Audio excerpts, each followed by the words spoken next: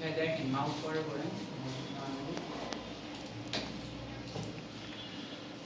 তিনটা পাশাপাশি নিয়ে নিলাম। খাবারগুলো আমি এখান থেকে নিলাম।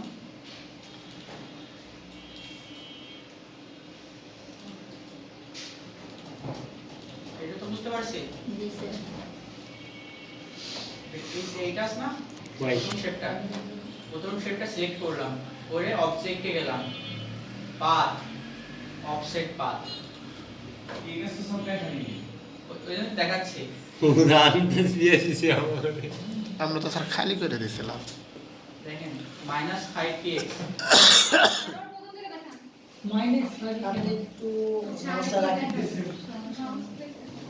সবাইকে দেখতে বলছি।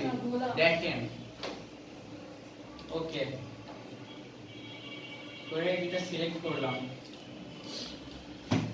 একটা সিলেক্ট করে অর্ডার দিয়ে মাঝখানে কেটে দিলাম। স্যার পাথের কাজটা কি? পাতের কাজ হচ্ছে একই শেপ বড় করবে আমার সাইজ অনুযায়ী। স্যার এটা তো আমরা শুধু অফসেট পার্ট ভাই, এটা অফসেট পাতের কাজ। অফসেট পার্ট কিন্তু নো কালার দিয়ে কি শেপটা গাঢ় করে দেবে, তার উপর বর্ডারটা কেন করে দিলে? আচ্ছা এখানে একটা জিনিস বলি, লোগোতে কখনো স্টক থাকে না।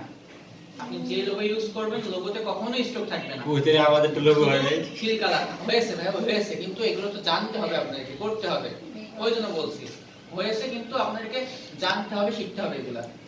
আচ্ছা স্যার আমার একটু কোন আমি যদি স্টক দিয়ে লোগো করে আমাকে একটু জানতে হবে। স্টক দিয়ে এটা আমার সুবিধা মতো একটু মনে হচ্ছে মোটা হয়ে গেছে এগুলা। চিকন মোটা করতে পারবো স্যার, ওইটা তো সমস্যা। অর্থাৎ কিছু প্রেস করা লাগবে না। এবার হচ্ছে লাইন সেগমেন্ট টুল, এটা তো চিনি। জি স্যার। জি। এই যে এটা দিয়ে করছি। তো বাইরে থেকে আমার চেঞ্জ করে দেন, অল্টার প্রেস করে দেখেন কোন দিকে আসছে। অল্টার প্রেস করা যাবে না, আমার সুবিধা মতো এটা অল্টার না, আমরা তো শিফট ধরে করি। দেখেন অল্টার প্রেস করবেন, সরি অল্টার না, শিফট প্রেস করবেন না, খালি হাতে করতে হবে। খালি হাতে করবেন, তাহলে নিজের মতো হবে। সবগুলো সিলেক্ট করলাম। পাথফাইন্ডার কাজ দেখছি। জি পাথফাইন্ডার কি স্যার এগুলা? কিভাবে আসছে? আচ্ছা পাথফাইন্ডার এখানে আছে। আচ্ছা স্যার এটা লাইন সেগমেন্ট টুল ইউজ করলাম এখান থেকে। এই যে লাইন সেগমেন্ট টুল দেখছেন, পাথফাইন্ডারে গেলাম, ডিফাইন করে দিলাম। ডিফাইন করার পর রাইট ক্লিক করে আনগ্রুপ করে আমরা তো স্যার ওই যে সফটওয়্যারটা কেটে ফেলাইছি। স্যার মাথা তো জোর লাগিতে মাথা কেটে চলে গেছে। তাহলে স্যার ইয়ে কই, ওইটার মাথা কই? এগুলোই খুঁজে রেখেছি।